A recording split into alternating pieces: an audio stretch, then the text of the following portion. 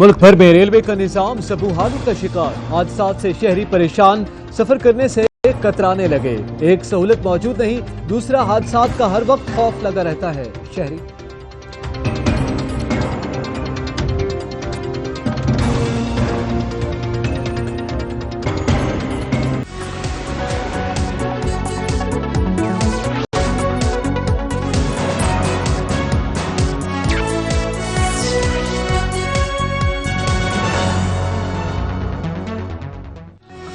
अस्सलाम वालेकुम, इलाकाई खबरनामा के साथ मैं हूं एतजाज नकी। हेडलाइंस आपने जानी, बुलेटिन का बाकायदा आगाज करते हुए आपको बताएं, आयरोज के रेलवे ट्रेन के हादसात से मुसाफिरों का एतमाद रेलवे से उठ रहा है। रेलवे एक अवामी सवारी है, अगर अवाम ही का एतमाद रेलवे से उठ गया तो इसका जिम्मेदार कौन होगा? इस सिलसिले में सच न्यूज ने झेलम के रेलवे स्टेशन पे मुख्तसर सर्वे किया कि आया मुसाफिर अब भी रेलवे पर एतमाद करते हैं या नहीं। जानते हैं बाबर हुसैन से।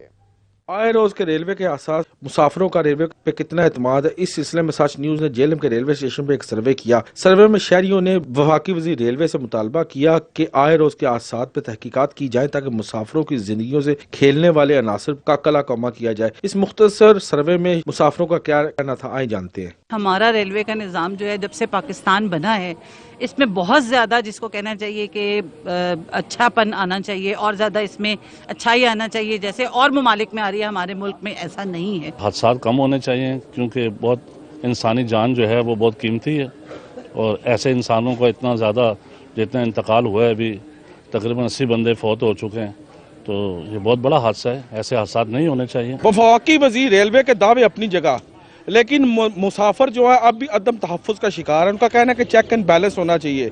रेलवे एक अवामी सवारी है, इसको अवामी सवारी बनाया जाए ताकि जो फैमिलीज़ यहाँ पे सफ़र करती हैं रेलवे में उनके लिए आसानियाँ हों। कैमरामैन हसनैन अली के साथ बाबर हुसैन, सच न्यूज़, झेलम।